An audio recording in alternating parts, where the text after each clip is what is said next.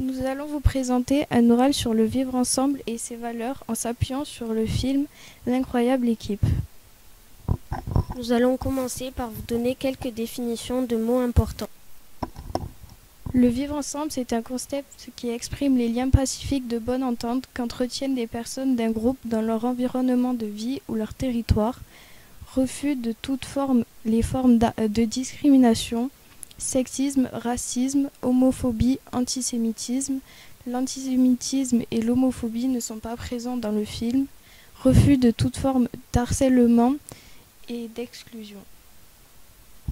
La discrimination, c'est l'atteinte à la valeur égalité. Le racisme, c'est la supériorité de certains groupes par rapport à d'autres groupes en fonction de leur origine, la couleur de peau, la religion des personnes. Le sexisme de racisme, la hiérarchie des personnes de la couleur de leur peau, mais à partir de leur sexe. L'harcèlement a pour effet de porter atteinte à la dignité d'une personne et de créer un environnement hostile, intimidant, dégradant, humiliant ou offensant. L'exclusion, exclure, enfermer quelqu'un dehors, ériger une barrière entre... Maintenant, Romane va vous résumer le film L'incroyable équipe. Le film L'équipe a été créé en 2000 par cette inspiré de faits réels. Un professeur d'anglais, Conrad Koch, veut apprendre à ses élèves un jeu qu'il a découvert à Londres nommé afin de leur enseigner des valeurs collectives. Maintenant, nous allons vous donner des exemples de ce film sur les mots. Exemple de discrimination. Lorsque Just, un élève, se fait discriminer par ses camarades car il est rentré dans cette école grâce à une bourse et qu'il est pauvre et que sa mère travaille dans une usine alors que les autres élèves ont une famille hautement placée. Exemple de racisme. Lorsque Conrad Koch demande à la classe ce qu'ils pensent des enfants, il les traite de barbares. Exemple de sexisme. Cette école est une école où il n'y a aucune fille. Exemple d'exclusion. Lorsque tous les élèves jouent au football dans le parc, mais pas Félix. Exemple d'harcèlement. Lorsque Félix tape et prend les chaussures de Just et les accroche à un lampadaire.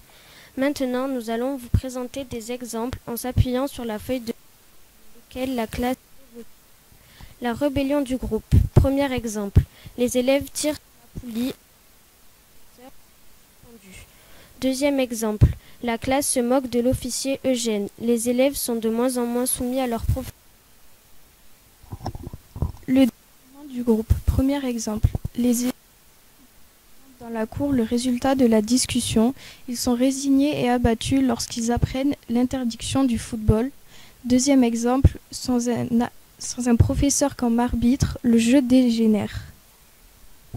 La cohésion, l'engagement dans le vivre ensemble. Coach dit, vous êtes une équipe, il n'y a pas de différence dans l'équipe, tous sont acceptés. Maintenant, nous allons vous parler de Félix qui a lui aussi beaucoup évolué. Au début du film, c'est un chef de bande, il harcèle Just. Puis, lorsque le reste de la classe devient plus uni, elle ne le considère plus comme leur délégué. Félix se va droit dans le mur. Du temps, Félix met de côté son ego et devient un vrai leader pour la classe. Sur un niveau égalitaire.